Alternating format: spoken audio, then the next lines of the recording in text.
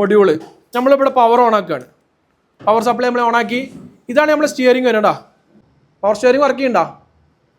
Power സ്റ്റിയറിംഗിൻ്റെ motor നമുക്ക് എന്തുണ്ട്, ലെഫ്റ്റിലേക്കും റൈറ്റിലേക്കും നമുക്ക് ഇങ്ങനെ കൺട്രോൾ ചെയ്യാൻ പറ്റും അല്ലേ?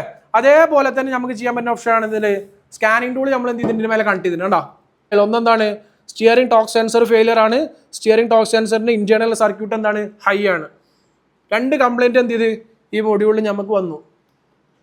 കംപ്ലൈൻറ്റ് വന്ന ഉടനെ തന്നെ മൊഡ്യൂൾ മാറ്റണോ? വേണ്ട. അതിലെന്തുണ്ട്, നമുക്ക് ഇറേസ് എന്ന് പറയുന്ന ഒരു ഓപ്ഷൻ കൊടുത്തിട്ടുണ്ട്. നമുക്ക് എന്ത് ചെയ്യുക, ഇത് ഇറേസ് ചെയ്ത് നോക്കാം. കംപ്ലൈൻറ്റ് എന്തായാലും നമുക്ക് പ്രോപ്പറായിട്ട് ഇറേസ് ആവുന്നുണ്ടോ ഇല്ല നമുക്ക് എന്ത് ചെയ്യാം, ചെക്ക് ചെയ്യാം. ഇതിൽ ഒരു കംപ്ലൈൻറ്റ് പോയി, ഒരു കംപ്ലൈൻറ്റ് എന്തുണ്ട്, പെർമനൻ്റ് ആയിട്ട് ഉണ്ട്. ഈ പെർമനൻ്റ് ആയിട്ടുള്ള കംപ്ലൈൻറ്റ് മാത്രം നമ്മൾ എന്ത് ചെയ്താൽ മതി, യെസ് ചെക്ക് ചെയ്താൽ മതി. മറ്റേത് നമ്മൾ ചെക്ക് ചെയ്യുന്ന സിമുലേറ്ററിൻ്റെ പേരാണെന്ത്, പവർ സ്റ്റിയറിംഗിൻ്റെ സിമുലേറ്ററാണ് നമ്മൾ എന്ത് ചെയ്യണത്, ഈ ഒരു മെത്തേഡിൽ നമ്മൾ എന്ത് ചെയ്യണത്, യൂസ് ചെയ്യുന്നത്. പവർ സ്റ്റിയറിംഗ് ആണ് നമ്മൾ എന്ത് ചെയ്യുന്നത്, ഈ മൊഡ്യൂൾ വരുന്നത്, ഇതിൻ്റെ മോട്ടോർ വരുന്നത്, ഇതിൻ്റെ ടോർക്ക് സെൻസർ വരുന്നത്, ഒക്കെ എന്താണ് നമുക്ക് വരുന്നത്, പവർ സ്റ്റിയറിംഗിൻ്റെ ഒരു സിസ്റ്റമാണ് ഇതിൽ വന്നുള്ളത്. വണ്ടി ഇല്ലാതെ തന്നെ നമുക്ക് എന്ത് ചെയ്യാം, ഈ സാധനം വർക്ക് ചെയ്യണോ നമുക്ക് എന്ത് ചെയ്യാം, ചെക്ക് ചെയ്യാം.